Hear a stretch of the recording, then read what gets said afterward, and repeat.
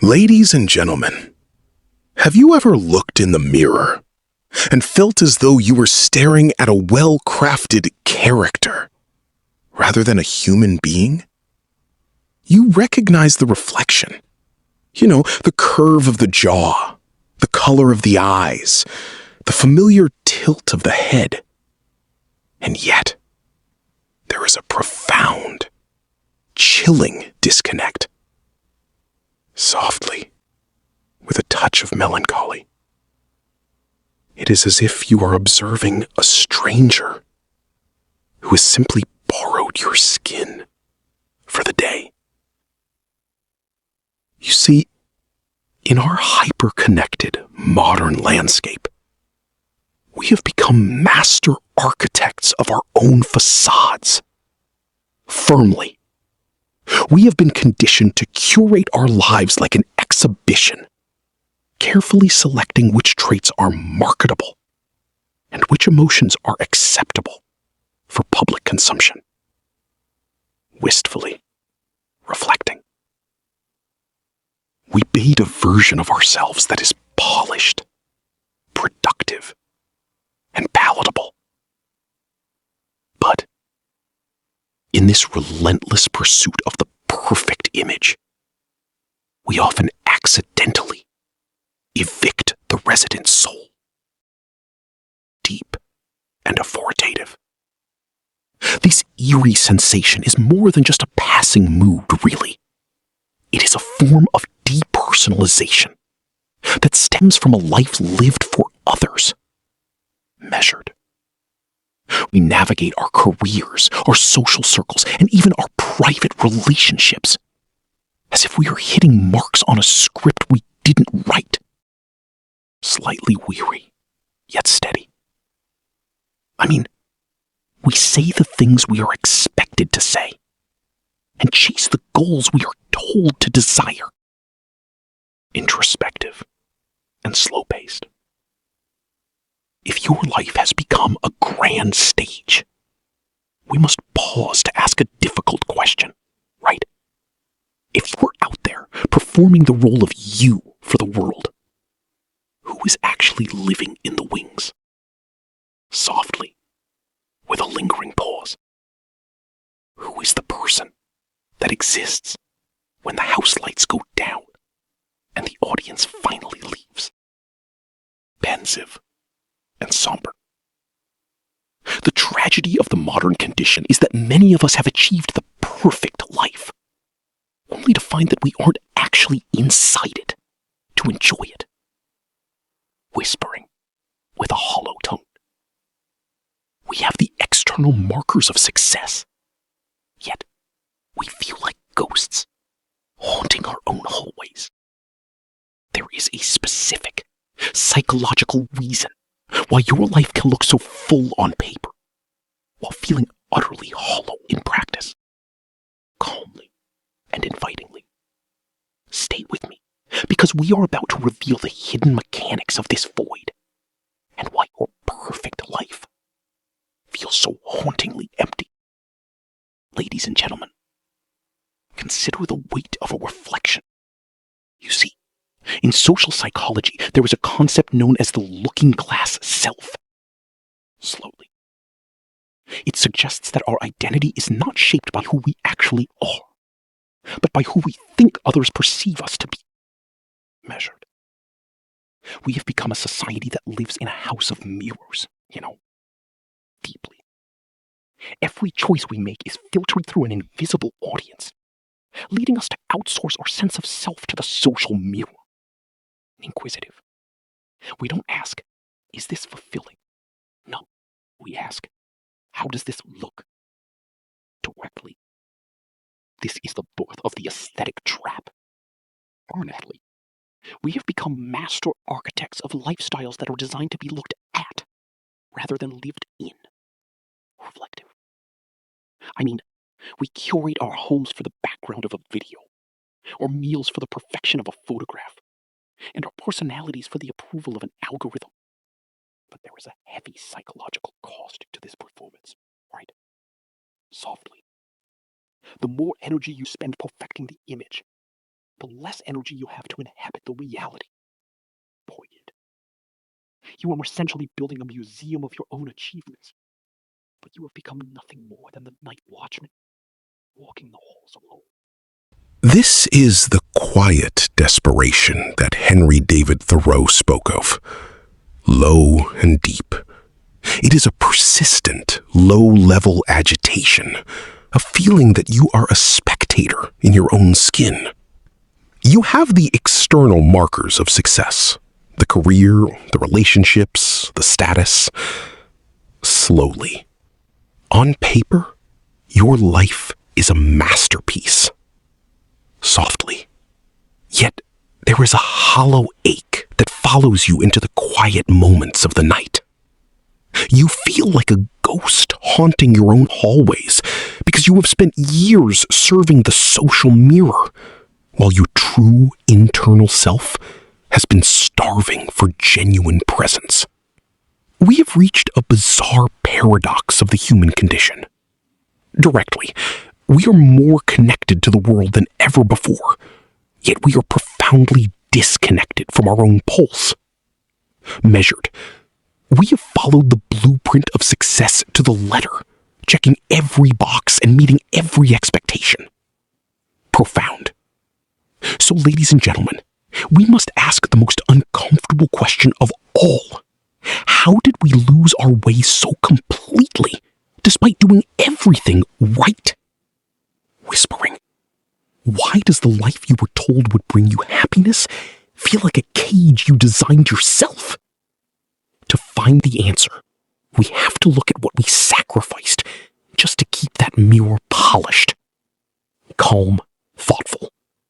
Ladies and gentlemen, the reason for this profound sense of estrangement is simpler than you might think, yet much harder to accept. You see, you have spent your entire life prioritizing the role over the soul. Reflective. From the very moment we are old enough to understand a good job, or even a gold star, we are conditioned, truly conditioned, to believe that life is nothing more than a series of performances. Measured, we are taught to be the diligent student, the reliable employee, the perfect partner, or perhaps the stoic provider. Slowly, we focus on building a life that is aesthetically pleasing to others, meticulously polishing the mirror of our public image until it shines. Slightly somber, we were told both directly and indirectly that fulfillment would be the natural byproduct of a high-quality performance. If we checked the boxes, we were promised the reward of happiness. Profound. But here is the revelation that changes everything. Fulfillment is not a byproduct of performance. It is a byproduct of presence. The role is safe, isn't it? The role has a script, a costume, and a set of expectations that protect us from the terrifying uncertainty of being truly seen. Steady. We take refuge in these social expectations because, they provide a blueprint for how to exist. Poignant. But while you were busy perfecting the character, the actor, the real you, was left waiting in the wings. Validating. You aren't lost, ladies and gentlemen. You are simply hiding. You see, you have built a beautiful, structurally sound house, but you've spent so much energy maintaining the exterior that there is no one left to actually inhabit the rooms. You are a gentle stranger to your own life, because you have become a spectator of your own performance. Soulful. You watch yourself live. You watch yourself smile for the photos, and you watch yourself achieve. But you aren't actually there to feel the warmth of the sun, or the weight of a moment. Philosophical. We have spent years ensuring that our lives could look right to the world, assuming that looking right would eventually feel right. Yet, we are discovering that a polished mirror can never, ever provide the warmth of a life. Ever. We have prioritized the doing so much that we have completely forgotten how to be. So, the question shifts from what is wrong with my life to where did I go? If the life you've built is a stage, How do we finally step out of the spotlight and back into our own skin? How do we begin the difficult work of evicting the character and moving the human back in? Because, as it turns out, the path back to yourself doesn't require a map to a new destination. It requires the courage to stop performing and see what remains when the audience goes home. But that leads us to an even deeper mystery. If we stop playing the part, who are we actually supposed to be? Ladies and gentlemen, you see, the process of reclamation does not happen in a single grand epiphany. It is a slow, deliberate reconstruction of the self.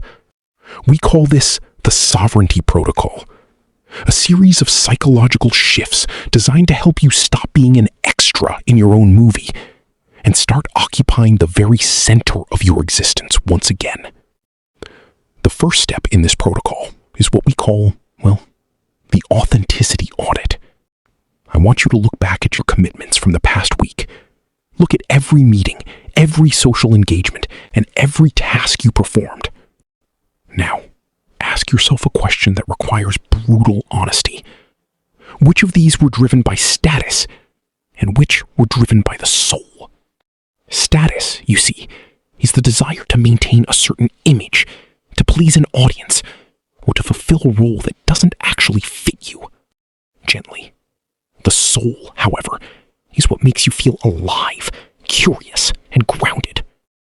If your entire week is a fortress built of status-driven obligations, it is no wonder you feel like a prisoner within your own life. You cannot feel at home in a house built entirely for the comfort of others. Once we identify where our energy is being spent, we must create a sanctuary through the practice of radical presence. This requires you, truly, to dedicate 20 minutes each day to an activity with no measurable outcome. It must have no audience, no digital trail, and absolutely no productivity value. You might sit on a bench and watch the birds, or sketch a drawing you intend to throw away, or simply walk without a destination, or a step counter. When you remove the pressure to produce or perform, the character you've been playing has nothing to do. In that emptiness, the human beneath the mask finally has room to breathe. But the world is loud, and it will try to pull you back into your old wall. This is why we must master the art of small rebellions. These are the quiet, firm refusals of minor social obligations that drain your spirit. I mean, it is the act of saying no to a request without providing an elaborate excuse. It is the decision to leave a party early because your social battery is empty, or to stop responding to a text thread that offers no value to your life. Each small rebellion is a reclamation of territory. They create the necessary silence required to hear your own voice again over the roar of external expectations.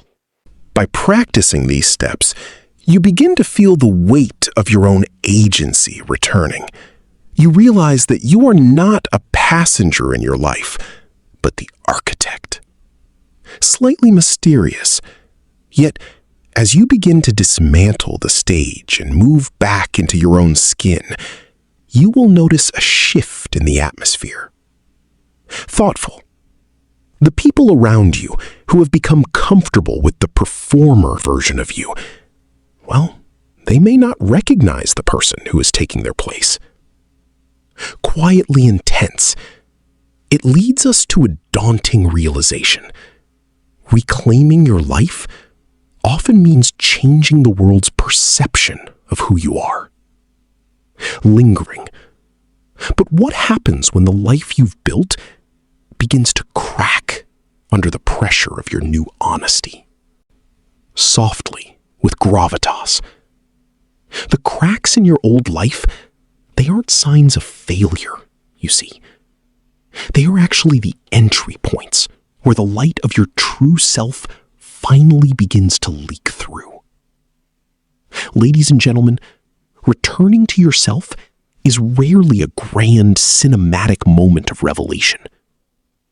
Instead, it is a quiet, deliberate series of choices It is that moment when you stop asking what you should do and you start asking, well, what you actually feel. Philosophical. When your soul takes the lead, your life might lose its manufactured polish. Calm.